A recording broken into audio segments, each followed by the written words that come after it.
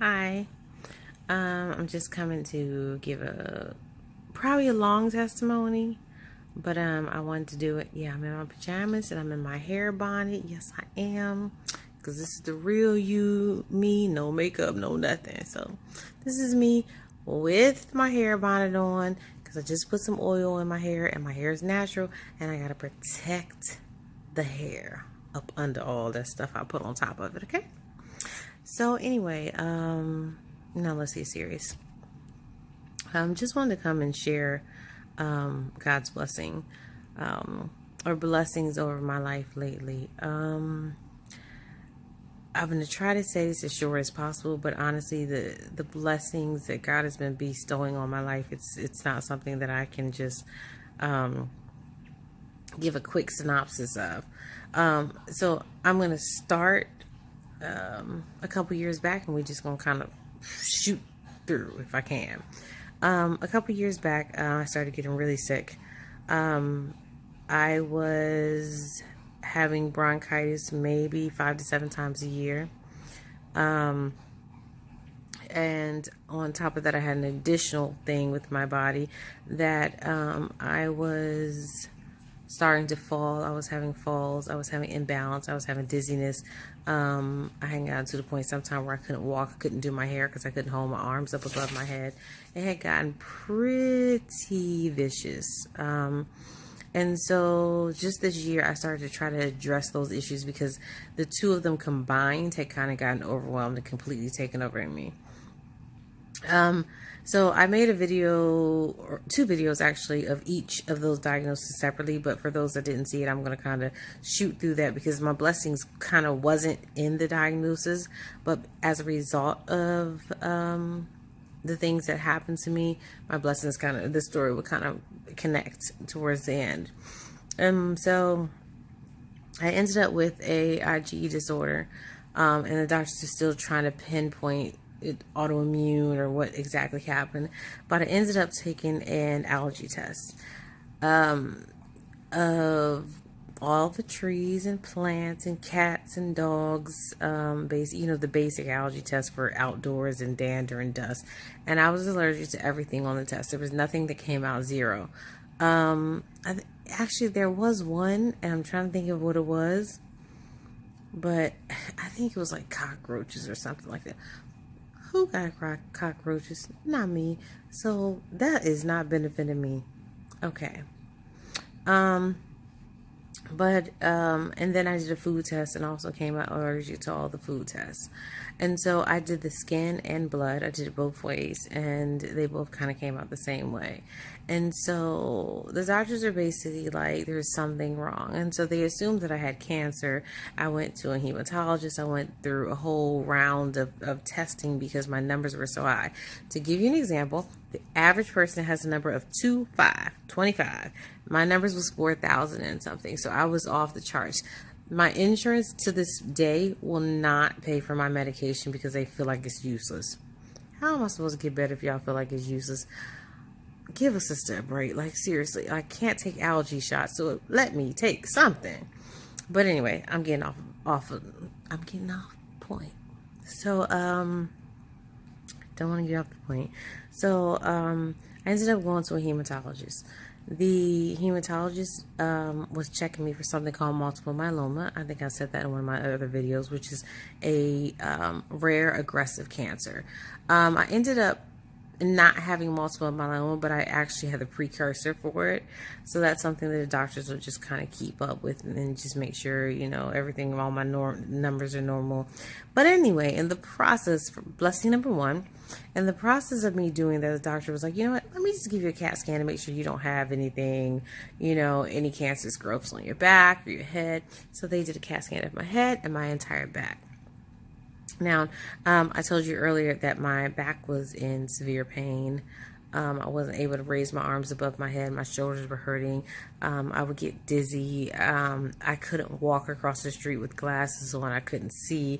Like, it was numerous of things that, like, my lifestyle basically had taken a terrible turn. Like, I couldn't do outdoor activities like I normally could. I remember one time I went to church.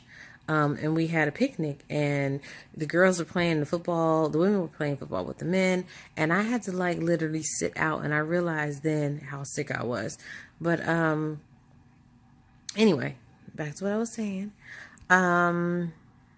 I took this CAT scan test, and I go back to the hematologist, and the hematologist is basically like, you know what? The good thing is you don't have multiple myeloma, but there is a downside. The downside is you have a huge cyst or mass or something that's in your back and it's pressing against your nerves. And he's like, so there's probably the cause of your pain. So he sends me to a neurosurgeon. The neurosurgeon basically schedules surgery for me right away, and it's like, this is huge. It's in your spine. And if you don't get it taken care of, basically, you're not going to be walking soon. And so I dealt with that for a while. But before I even found that out, it was a couple weeks that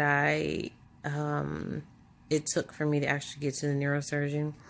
And the trauma that I experienced just mentally, thinking, oh my God, I have cancer. And you know, God had given me dreams that if I didn't get my life together, that I would be experiencing some terrible things. So I was pretty much convinced that this was a terrible thing that I was going to be experiencing, because I knew that God had told me my health was going to be affected. And not one dream. Y'all, God gave me several dreams and several times to get my life together. And I was just like, oh, I'm going to do me, whatever. You know, just like y'all out there doing you until God gives you a warning and you don't listen. And then you have the effect. Just go ahead, keep doing you. You'll figure it out. Side note. But anyway, I ended up going to the neurosurgeon, told me I needed to have the surgery. I scheduled the surgery for May 25th. I knew that I was going to be off of work for 6 to 8 weeks. I did not have any leave. So I knew that I wasn't going to be getting paid. And so that was one of my fears. Oh my God, like, how am I going to pay my car payment? How am I going to pay my portion of the mortgage? How am I going to, all these bills, pay my cell phone bill? My son want to go to theater camp. Like, how am I going to afford these things? And I had to make the decision that me walking was much more important than my fears. And so, on May 19th, I think it was, I went to church, and in front of the church, I got anointed. I was so fearful. Mind you, y'all, I have social anxiety. So for me to get in front of the church and get anointed, that was enough alone. But I know the power of God, and I know the power of prayer, and 2 and 3 are gathered together, there he may be also. And so I made sure I got anointed. Well, actually my pastor made sure, but kudos to him. Kudos to Pastor Mitchell and Pastor Graham. I love you guys. But I got anointed. And let me just tell you, Satan was not happy. He was not happy, because that night I fell down my steps, 17 steps, head first, and broke my arm, bruised my ribs, had a contused hip. I couldn't walk. I was delirious. I mentally was messed up, like everything. Now, mind you, I'm supposed to have surgery May 25th. And so after I got out of the hospital, I was in the hospital for a couple of days for that, called my neurosurgeon and said, hey, I broke my arm and my ribs are messed up. I'm not walking well. Should I have this surgery? And he said, that's up to you. And I thought to myself, you know what? You're already going to be out to work 6 to 8 weeks, girl. Go on and have a surgery. Oh, I thought I was a soldier. And so I decided I was going to have spine surgery and have 3 bones removed out of my back, plus the contused hip, plus the bruised ribs and the broken arm. And I did it. God be the glory that I got through it. But it was not easy. I couldn't get out of bed. I couldn't walk for days. I cried the first time the physical therapist made me walk, because a normal person, you don't have your spine. You can use your two arms to lift you up and you're fine. I didn't have that. I was lifting my entire body weight with one arm, 100 something pounds with one arm. And remember, I told you my arms were so weak that I couldn't lift them above my head to even do my hair. So I had no muscle strength, none. And so it was a while before I can get up. It was a while before I could, do anything, feed myself. I couldn't feed myself. My right arm was broke. And then my wonderful friends, they were awesome to me. One of them bought me a coloring book and crowns. And I was like, girl, what am I supposed to do with this? Really, what am I supposed to do? My arm is broke. And she was like, yeah, that'll help you learn. That'll help you learn to use your left arm quicker, which is funny. And I laugh at my friends, but they were excellent. Let me tell you, they were great to me. They all showed up. And that's how, let me tell you, when you go through things, you will find out who your friends are. Those little heifers that didn't come visit me not one time, didn't send me a dime, didn't send me a card. Y'all not my friends. Oop, cut to the curve. All of them. I don't have nothing to do with none of them. Because I realized when you go through your hard times, God will reveal to you who's truly there for you. And he did. He did. And thank you to those that brought me books. I had church, one of my church sisters come bring me books and help me with my hair. And, just those things that really mean, those are people that I will never forget. Those people that I will pray for every day, that I will ask God for constant blessings, because their love for me is what got me through. So anyway, I get off track again, because I do that a lot, y'all. Yes, I do. But anyway, I ended up having a surgery, and I went through a lot of pain.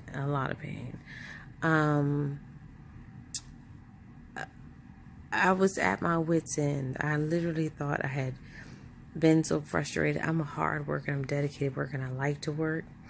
So me not being able to be independent, having to depend on Blake and my husband for everything. And yes, they came through. My husband became a person I wasn't even familiar with. This dude was washing dishes and vacuuming and cleaning and washing clothes and still working he's a police officer, still working his shift from 3 to 3 and coming home and waking up with me, and in the midnights when I'm crying and can't get it together, waking up out of his bed. He was an awesome provider. My son was awesome. And my mother, who was a blessing to me, came down and spent 2 weeks to me. Everything was a blessing. My bills were paid. I didn't have any money. Every bill that I had got paid through this whole time. My husband provided, my family provided. God made sure that I did not go without. And that's blessing number 2. I didn't lose nothing because I didn't have any leave, so I wasn't getting paid for my job. They don't have short-term disability or long-term disability. Boo. But they didn't have it, and so I didn't have a dime. And so anyway, through this process, God had been working with me. I wanted to grow in my life spiritually and in my career, but I was too busy. Anybody who knows me, I go. I've got Blake in 2 and 3, 4 basketball games and theater and whatever instruments and everything that he does. I just constantly I'm going, and I wasn't slowing down enough to hear the voice of God. But God had given me so many warnings, warning after warning after warning. Finally, I think God said, enough. I'm going to sit you down. Y'all, don't wait till God sits you down. You don't want to be in a predicament I was in. But God sat me down. I'm not saying God allowed me, God broke my arm, but he daggone sure didn't interrupt that thing. He allowed me to fall down them steps and allowed me to have this surgery. And when I couldn't get up, I couldn't do anything else but be observant of myself, my surroundings, my habits, study who I've been. I couldn't help but write on paper, and I couldn't help but hear the voice of God, more importantly. And God was telling me over and over again, you're my child. anything that you desire that's of me, you can have. I didn't create you to settle. But it was so tough for me to receive that because I was comfortable at my job. I was good at it. I made decent money. But it wasn't where my heart was. I just am a dedicated employee, so I was 100% customer oriented. And so, if you're at home for 2 months and you're anything like me, you're going to start to get sad and depressed. And so I was at that wit's end where I didn't want to go outside. I didn't want to read. I didn't want to talk to anybody on the phone. I was sad, So I thought I was at my wit's end, and I'm crying out to God, God, what is it that you're trying to teach me? How could you allow me to go through this and be just down for this amount of time, with no money? And not just the money. The money was the least important because my husband's an excellent provider. But I am an independent woman, so I need to have my own. It was more the fact that I had to depend on somebody constantly. Not for a week, not for a day. I couldn't do anything for myself. I couldn't cook. I couldn't clean. I couldn't work. So I felt worthless, And I started to understand who I felt I was through my financial gains. It wasn't through the natural person that God created me to be. And so, anyway, like I said, I thought I was at my wit's end. I got a call. I got actually a letter in the mail from my job telling me that they had decreased my job. And my hours would be cut from a full-time employee to a part-time employee. I was devastated. I cried because I pride myself in who I am as an employee. I go to work every day. I am great, have great customer service skills. I'm pleasant. I'm happy. And so I could not understand, why me? Why me, God? Why me? Why, when I start to try to be obedient to you and I'm putting things out of my life that I'm not supposed to be doing, and I'm putting people out of my life that I shouldn't be talking to, and I'm picking up my Bible and I'm reading, even though I'm frustrated and I'm at a shutdown point, why this, God? I told you I couldn't take no more. And so I prayed that night that I received the letter, and I said, God, I can't take no more. And here's the thing. Talk to God. Talk to Him. Because He allows us and wants us and desires us to speak to Him. And so I literally got on my knees that night, because finally I was able to actually get on my knees. And I was just like, God, no more. I can't take nothing else. I'm asking you for a few months to hold off those demons, bind them, because I am about to break. And I woke up the next morning, God said, fill out for another job. You've been wanting to step up your career. Just step out of there. So that day I filled out for like 10 jobs.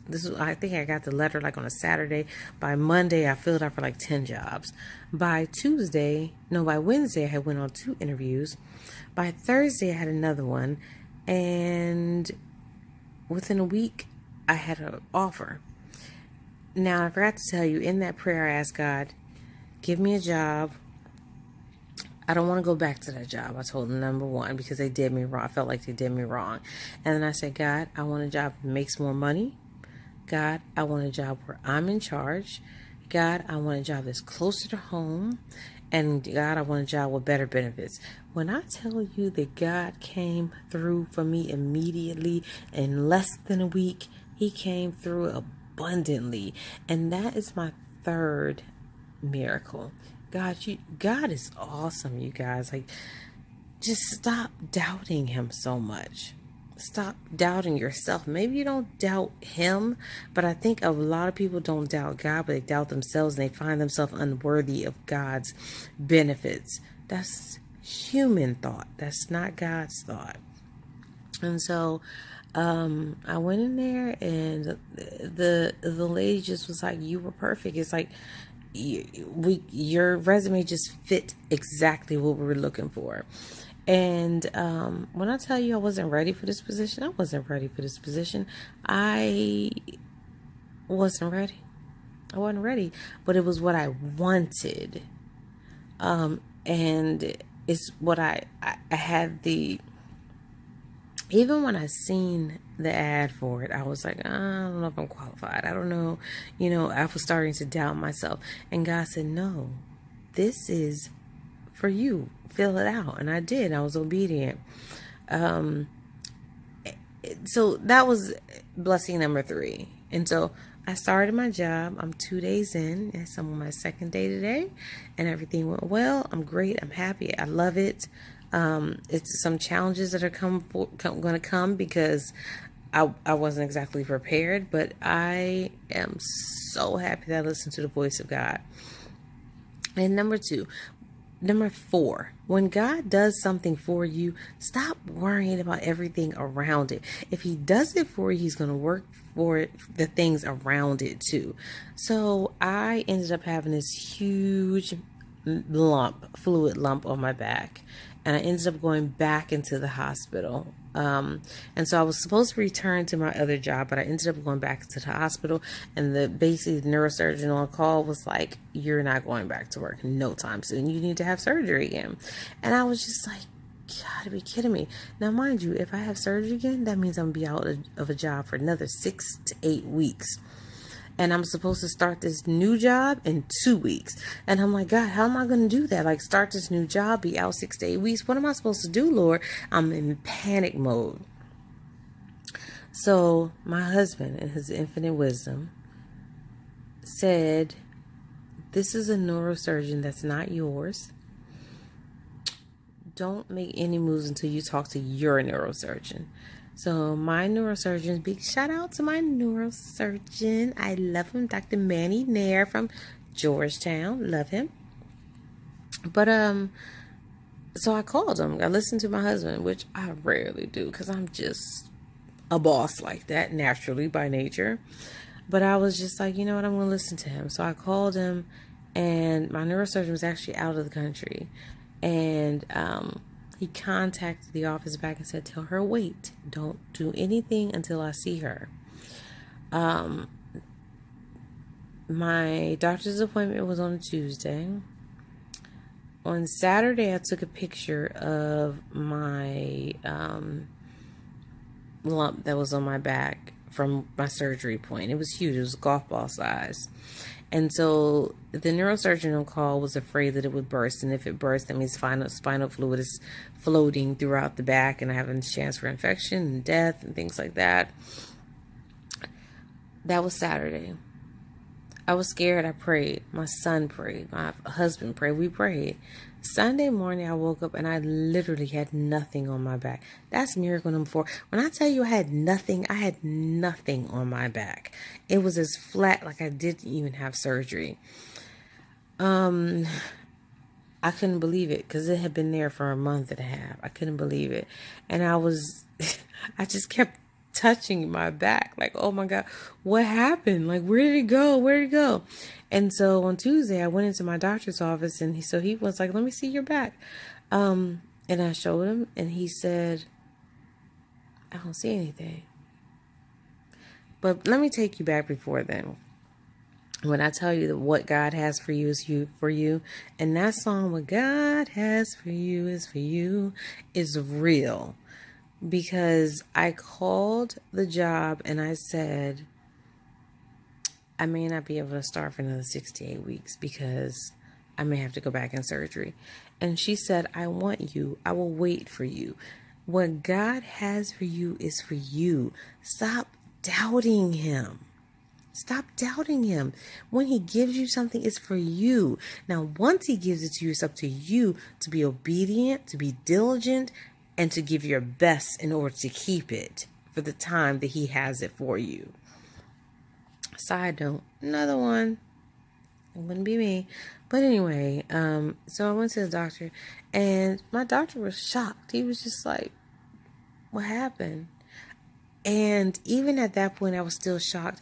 And that was another witness moment for me where I could have said, you know what? God, that's what happened. But I didn't. I just was like, I don't know. And I told him my son prayed. I did say that. My son prayed and it was gone the next day, you know. So I didn't end up having to have surgery. And so I have so many miracles in this story that I just couldn't help but share it. But to anybody that's out there that doubts God and you're going through a struggle, you're going through pain, you're going through illness, you're going through weakness, you're down, you're out, remember that those struggles that you go through is the very reason that God gives you to be a witness to others. I've had some people, when I got this new job, literally say to me, don't tell nobody, you know, don't share it. And I thought to myself, okay, yeah, I don't want to share all my business. But you know what? I cannot keep quiet what God has given to me. God did not give me miracle after miracle after miracle in 2 months for me not to share what he's done for me. And so I rebuke anybody that said, don't share, don't share, don't do this, because that's not of God. God gives people these miracles so that we can constantly spread his word about who he is. So just keep going. Just keep going. You know, I've been through a lot and I'm still trying to figure out this illness with the asthma, but it doesn't even matter to me. But what I will say, and I'm going to end at this because I'm almost at 27 minutes on this video, is that when God blesses you with something, figure out his purpose in the blessing, because he's not just rewarding you. There's usually a purpose. And so I walked into this office, and for those of you that know me, I'm an Adventist. And I am a chill Adventist.